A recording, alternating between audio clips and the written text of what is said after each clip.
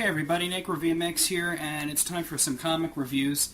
For those of you who may have noticed that I didn't do it last week, I apologize. Time got away from me. I'm a very busy guy, and, I try to put it on a high priority to do videos for you guys, but, sometimes something's gotta give. Anyway, let's review the books that I got from last week. Let's see, what should we start with? Well, we'll start with Green Lantern, number 41. This is by Geoff Johns, of course, with some artist that I'm not familiar with. What's his fucking name? Philip Tan and Eddie Barrows both draw on this. Now, I was kind of surprised, actually, that there's two artists, since you don't really notice it. I mean, now that it's pointed out to me, you can probably pick out which pages are by a different artist, but, it's a difficult thing to do an issue with more than one artist and have it all come together and not look like an issue with more than one artist. Anyway, this is the latest issue in the story arc called Agent Orange, where Hal is fighting up against the Orange Lanterns, and as you learned last issue, there's really only one living Orange Lantern, which is Larfleeze, and he's known as Agent Orange, and all the Orange Lanterns are constructs of things, creatures and such that he's killed. We get to see Fatality in this as a Star Sapphire, which is really interesting. Sinestro's in it. And of course the Blue Lanterns are an important thing in this, and I don't want to spoil the ending, it's been out for a week, so I might as well say it. You learn a lot in this, and that's one thing I like about Green Lantern if you're into the whole Green Lantern mythos, and if you're into science fiction in general. It's interesting to always be learning new things, and Geoff Johns is always feeding you little tidbits. In this issue, Green Lantern, that's Hal Jordan, is parlaying with Larfleeze, and he offers to trade his blue ring in for information about the Vega system. And it's all very interesting what he learns about how Larfleeze gave them a box containing Parallax, and in exchange that the orange light would never be interfered with by the Guardians. When Hal finds it difficult to remove his blue ring to give it to Larfleeze, Larfleeze turns on him and actually severs his hand. Now, there have been other superheroes that have had severed hands in the past, such as Aquaman, and it's always been handled in a very strange way. Green Lantern himself severed somebody else's hand, Boudicca's hand, in the old Emerald Twilight storyline. So we'll see what happens. This is a very exciting issue. A lot of battles and such. Here we have Superman, number 688. This is by Robinson and Renato Grades.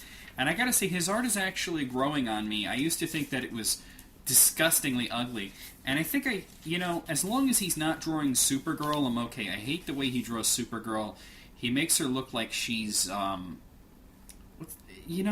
it's hard to actually describe the way he makes her look. But she doesn't look like human at all. And I know, she's not human, she's Kryptonian, but you get my point. She doesn't look like a person when he draws her. And he often gets a lot of credit for drawing photorealistically, and I can't disagree with that at all. I think that his art is actually quite cartoony. Anyway, this particular issue of Superman, it's not very memorable, but it is a decent story. It has to do with Mono coming to grips with the fact that he is dying and that there's nothing he can do about it. But in the meantime, he decides to not only honor Superman's request for him to protect Metropolis, but also to start enjoying life, and at the end he decides he does want to live.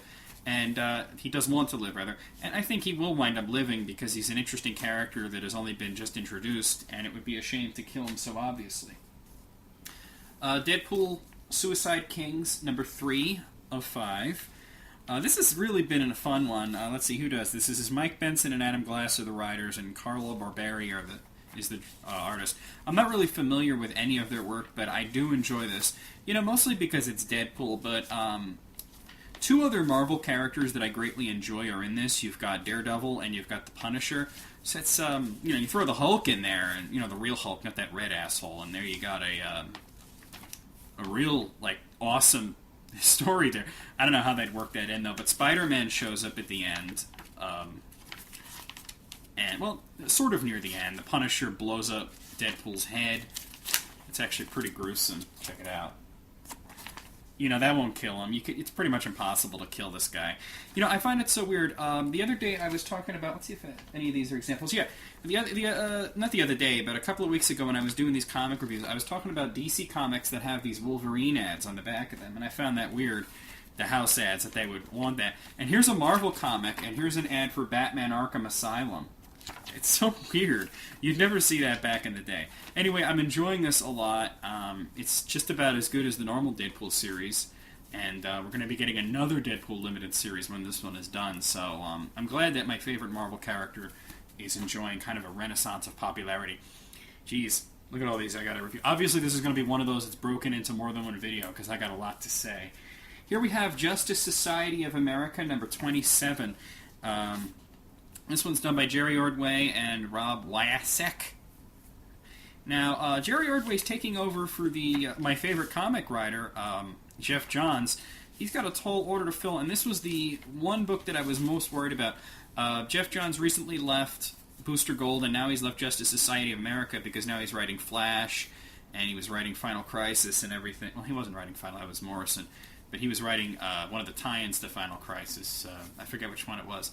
But anyway, I was worried about this book. But it seems that, Jerry Ordway, when I heard that he was taking over, he's pretty much who you'd want to take over for him.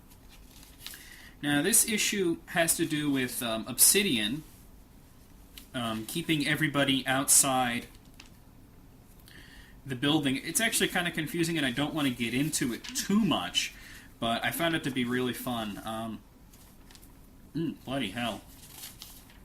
But it has to do with World War II. It has to do with Japan. It has to do with Nagasaki and Hiroshima. And at the end is interesting because we see the Spectre. Now I don't know if this is a new Spectre or if he's not attached to a human host because it doesn't look like Crispus Allen. But we'll see. So that was interesting. Here we have Superman: World of New Krypton. This is number 4. This is also by Robinson, and Rucka does the artwork on this. Now, this has been a really strong series so far. This is only the 4th issue, and there's only going to be 12 of them. Obviously, Green Lantern's in it, so that, catches my attention.